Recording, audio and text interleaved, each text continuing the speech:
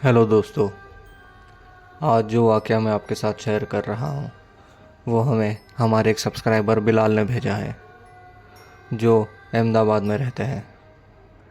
आगे का पूरा वाक़या मैं आपको बिलाल की ज़ुबानी सुनाऊँगा। मेरा नाम बिलाल है। अभी हम अहमदाबाद के सारनी सोसाइटी में रहते हैं। ये जो वाक़या हमारे साथ हुआ था वो साल 2015 की बात है। 2015 में हमने फ़तेहवाड़ी में एक बंगला ख़रीदा था। मेरे अम्मी अब्बू को वो बंगला बहुत पसंद था। शिफ्टिंग होने से पहले मेरे अब्बू ने हमें वो बंगला दिखाने को कहा, तो मैं और मेरे दो भाई हम फ़तेहवाड़ी के लिए निकले वो बंगला देखने के लिए। जैसे ही हम बंगले में दाखिल हुए तो बंगला देखने में बहुत ही खूबसूरत और बहुत ही बड़ा था।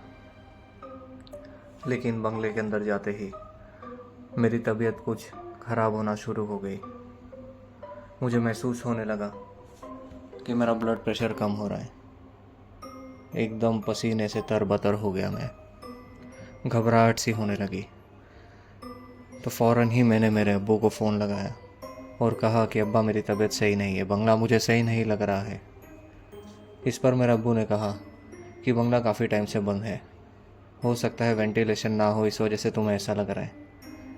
तो मैंने भी ठीक है कहा और फ़ोन रख दिया। लेकिन वेंटिलेशन की कोई बात नहीं थी। हम जब बंगले में एंटर हुए तो अंदर से हमने देखा था कि बंगला एकदम खुला है, सारे विंडो सारी बारियां बंगले की खुली हुई है। खैर, बंगले की बात करें तो बंगले में जैसे ही आप एंटर होते हो तो एक बहुत ही बड़ा सा लिविंग रूम है। लिविंग रूम के आगे जाके एक बहुत बड़ा कमरा है और उसके सामने किचन है। किचन के पीछे सीढ़ी जाती है जो आपको ऊपर की तरफ लेके जाती है। ऊपर दो कमरे थे, मेरे अम्मी अब्बा का, और एक कमरा हमारा था, हमारे तीनों भाइयों का। और एक हमारे कमरे के सामने टेरेस था, छत थी। अब कुछ दिनों बाद हम वहाँ फ़तेहवाड़ी शिफ्ट हो गए। शिफ्टिंग के बाद 10-15 दिन सब कुछ एकदम शांत रहा। वैसे मेरी एक आदत थी कि मुझे रात में भूख बहुत लगती थी, तो मैं देर रात तक जागता रहता था और टीवी देखता था। ऐसी ही एक रात मैं नीचे लिविंग रूम में बैठकर टीवी देख रहा था तो अचानक मुझे किचन की तरफ एक साया नज़र आया। मुझे लगा मेरा छोटा भाई ऊपर से नीचे आया होगा पानी पीने के लिए, तो मैंने उस पर ज़रा ध्यान नहीं दिया। 10 मिनट बाद मेरे दिमाग में बात घूम रही थी कि जो साया किचन में गया है वो वापस ऊपर ज़रूर जाएगा अगर मेरा भाई है तो। लेकिन साया मुझे खाली जाते हुए दिखा, वापस सीढ़ियों की तरफ से ऊपर जाते हुए नहीं दिखा। तो मैं खड़ा हुआ, किचन की तरफ जैसे ही जाने लगा तो मुझे वहाँ पे एक 2.5-3 फीट का एक अक्स नज़र आया। ऐसा लगा कि कोई 3 फीट का एक आदमी किचन में खड़ा हो। उसके बाल लंबे थे लेकिन उसका कद खाली 3 फीट के आसपास था। मैंने उसका चेहरा नहीं देखा, बस वो किचन में खड़ा था, ना हिल रहा था ना ही कुछ कर रहा था। किचन में अंधेरा बहुत था लेकिन वाज़े तौर पे मैं उसको देख पा रहा था। ये देख मैं एकदम से डरा और मैं वहाँ से अपने रूम की तरफ भागा। मैं सीढ़ियों पे भागता हुआ ऊपर जा रहा था लेकिन मुझे लग रहा था कि मैं ऊपर पहुँच ही नहीं रहा हूँ। कोई मेरा पीछा कर रहा है और वो मुझे खींच के वापस किचन में ले जाएगा। जैसे तैसे करके मैं अपने कमरे में गया। मैंने कुरान शरीफ की आयतें पढ़ना शुरू किया और मैं रात में सो गया। मुझे नींद बहुत मुश्किल से आई उस रात। सुबह होते ही ये बात मैंने मेरे अब्बू और अम्मी को बताई। उन्होंने कहा कि रात को तुम पढ़ कर सोया करो और ऐसी कोई बात नहीं है, सभी घर में रह रहे हैं, किसी के साथ ये वाक़या नहीं हुआ है। खैर, वो बात को हम वहम समझ के भूल गए। एक चीज़ वो घर में हमेशा होती थी कि जब भी हम वो सीढ़ी से ऊपर जाते थे ग्राउंड फ्लोर से फर्स्ट फ्लोर की तरफ, तो हमें हमेशा बहुत ठंड का एहसास होता था। हमारे पेरेंट्स को या हमारे तीनों भाइयों को, हम जब भी ऊपर जाएंगे तो हमें ऐसा शदीद ठंड का एहसास होता था और हमारे हाथ पांव ठंडे हो जाते थे। एक बार ऐसा हुआ कि मैं और मेरा भाई रूम में बैठे थे। तभी मेरा सबसे छोटा भाई ट्यूशन से आया। आकर उसने बैग रखा और फ्रेश होने के लिए कमरे के बाहर वाले वॉशरूम में गया। वॉशरूम से वो 10 मिनट तक वापस कमरे में नहीं आया। तो मैंने मेरे छोटे भाई को कहा कि जाकर हमज़ा को देखो कि अभी तक क्यों नहीं आया। वो जाने के बजाय कमरे में से मेरे छोटे भाई को आवाज़ देने लगा। 1 बार, 2 बार, 3 बार उसने आवाज़ दी, पर सामने से कोई रिस्पॉन्स नहीं आया। जैसे ही वो वॉशरूम की तरफ बढ़ने लगा, वैसे मेरा छोटा भाई हमज़ा वॉशरूम से उल्टे कदम चलते चलते एकदम धीरे धीरे हमारे कमरे की तरफ आया। उसका चेहरा देख मैं समझ गया था इसके साथ कुछ गड़बड़ हुई है। उसके होंठ एकदम सफ़ेद हो चुके थे डर के वजह से। वो पसीने में नहा लिया था। उसको पकड़ के मैंने बिठाया। उसको जैसे ही मैंने हाथ लगाया, मैं समझ गया कि बहुत तेज़ बुखार हो चुका है इसको। मैंने अपनी अम्मी को नीचे से ऊपर बुलाया, उनको बताया कि हमज़ा को बुखार हुआ है। हम सब उसको डॉक्टर के पास लेके गए। 2 दिन तक वो बुखार में बीमार रहा। उसके बाद उसकी स्कूल में उसे छोड़ने गया और मैंने उससे पूछा स्कूल जाते वक्त कि उस दिन उसे वॉशरूम में क्या देखा। हमज़ा ने मुझे बताया कि जब मैं वॉशरूम में मुंह धो रहा था और वेंटिलेशन के लिए जैसे ही मैंने विंडो ओपन की, तो देखा विंडो से 2 लाल आँखें मुझे घूर रही है। उसका फेस तो नज़र नहीं आया, सिर्फ 2 सुर्ख लाल आँखें मुझे घूर रही थी। ये देख मैं एकदम फ्रीज़ हो गया। वहाँ से मैं चाहकर भी मूव नहीं कर पा रहा था।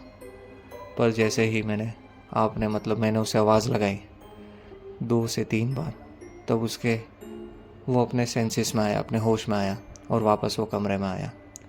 ये बात मैंने अम्मी को बताई और अब्बू को बताई, तो अब्बू ने कहा कि घर में कुरान वगैरह पढ़ो और एक मौलाना को मैं बुलाऊंगा घर में, वो देखेगा कि घर में सारे मामलात सही हैं कि नहीं हैं। अब एक शाम की बात है कि मैं टेरेस पर था। मेरे पास 2 लव बर्ड्स थे, मैं उनके साथ खेल रहा था। लव बर्ड्स पिंजरे में एक दूसरे के साथ खेल रहे थे। मैं उनको खाना डाल रहा था, दाने डाल रहा था। तो अचानक से मैं देखता हूँ कि लव बर्ड्स थोड़े हाइपर हो गए हैं। पिंजरे में वो इधर से उधर उड़ने लगे, अजीब अजीब आवाज़ निकाल रहे थे। तो मुझे लगा उन्होंने शायद कोई बिल्ली को देख लिया जिससे वो डर रहे हैं। तो मैंने टेरेस पे नज़र घुमाई तो मुझे कोई बिल्ली नज़र नहीं आई। मैंने सोचा कि शायद कोई बिल्ली होगी जो टेरेस के दूसरे कोने में चली गई होगी। मैं उठा और टेरेस का पूरा एक चक्कर लगा के वापस वहीं आया। एक टेरेस का पूरा राउंड चक्कर लगाने में मुझे मुश्किल से 10 सेकंड लगे होंगे। जब मैं वापस वहाँ पर आया अपने लव बर्ड्स के पास, तो मैं देखता हूँ लव बर्ड्स एकदम शांत हो चुके हैं। जब मैंने गौर से देखा तो वो एक ही साइड पिंजरे के एक कोने में पड़े थे। उनकी आंखें पिघल चुकी थी। मेरे लव बर्ड्स का कलर रेड और क्रीम शेड में था, लेकिन उनका कलर एकदम ब्राउन हो चुका था। उनकी चोंच येलो से एकदम ब्लैक हो चुकी थी। ये देख मैं डर गया। ये बात मैंने घर पे किसी को बताई नहीं। मैंने कहा बिल्ली ने लव बर्ड्स को खा लिया है और मैंने उन्हें दफना दिया है। अब छोटे मोटे वाक़यात होना घर में हर किसी के साथ शुरू हो चुका था। कभी मेरे अम्मी और अब्बा के साथ, तो कभी मेरे भाइयों के साथ। इस वाक़यातों के सिलसिले में मेरे अब्बा ने एक मौलाना से बात की और वो मौलाना 2 दिन बाद हमारे घर आने वाले थे। लेकिन इन्हीं 2 दिन के अंदर हमारे साथ एक ऐसा वाक़या हुआ कि हमें दिन दहाड़े वो बंगला छोड़कर जाना पड़ा। दरअसल हुआ कुछ ऐसा कि मैं और मेरा भाई ऊपर हमारे कमरे में बैठे हुए थे। मेरी मम्मी नीचे किचन में काम कर रही थी। तभी हमें आवाज़ आई हमारी मम्मी की। वो हमें नीचे बुला रही थी। तो मैं और मेरा भाई नीचे गए तो देखा हमारी अम्मी किचन में काम कर रही है। उन्होंने कहा कि तुम दोनों यहीं पे खड़े रहो थोड़ी देर, जब तक मेरा काम ख़त्म नहीं होता, फिर हम लंच कर लेंगे। मुझे ये बात अजीब लगी क्योंकि मेरी अम्मी कभी भी हमें ऐसे ऊपर से नहीं बुलाती। वो अपना काम खुद कर लेती है। काम ख़त्म होने के बाद वो टीवी देखती है या लंच हमारे साथ करती है। खैर हम वहीं पे खड़े रहे। जैसे ही लंच तैयार हुआ हम जाकर डाइनिंग टेबल पर बैठे बैठे बात कर ही रहे थे। तभी हम तीनों को हमारे बीच में से गुर्राने की आवाज़ आने लगी। ऐसा लगा कि कोई गुर्रा रहा है, वो भी एकदम हमारे बीच में से। हमारी अम्मी ने हमें कहा कि तुम्हें आवाज़ आई। ये आवाज़ इतनी वाज़ेह थी कि हम तीनों को आई। हम दोनों ने हाँ कहा। हमारी अम्मी ने भी कहा कि हाँ उसे भी आवाज़ आई है। हम ये बात कर ही रहे थे तभी जहाँ जो डाइनिंग टेबल पे हम बैठे थे वो अचानक से हिलने लग गया। हमने कुछ सोचा नहीं, कुछ समझा नहीं, सीधा घर के बाहर आ गए। घर के बाहर आते ही मैंने मेरे भाई को कहा कि तू अम्मी को लेके पुराने घर चले जा। मैं वहाँ से स्कूल गया और मेरे छोटे भाई को लेके वापस पुराने घर आ गया और हमने हमारे अब्बा को भी फ़ोन करके घर पे बुला लिया था। इतने वाक़यात होने के बाद हम वापस उस फतेहवाड़ी के बंगले में कभी नहीं गए। आज भी हमारा कभी वहाँ पे जाना होता है तो देखते हैं कि वो बंगला आज तक वैसे ही वीरान है। मैं उम्मीद करता हूँ दोस्तों, आज की कहानी आप सभी को पसंद आई होगी। इसी तरह का हॉरर कंटेंट, स्पूकी स्टोरीज़ सुनने के लिए हमारे चैनल को शेयर करें, लाइक करें और सब्सक्राइब करें। अगर आप में से किसी को अपनी कहानी शेयर करनी है तो हमारे स्क्रीन के ऊपर हमारे ईमेल आईडी फ्लैश हो रहा है, उसी पे अपनी कहानी शेयर करें। Thank you.